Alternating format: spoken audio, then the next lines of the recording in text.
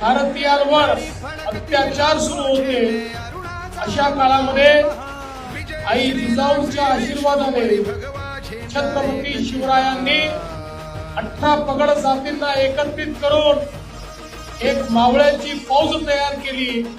आणि त्यातनं पहिल्यांदा स्वातंत्र्य काय असतं हे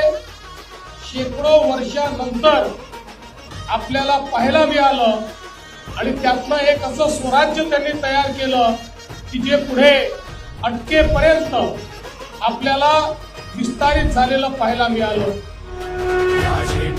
हे आवाहन महादेव हर हर बोला, उठा उठा हो अंधारावर, घाव निशाणीचा घाला, वीज कडाडून पडता तरुवर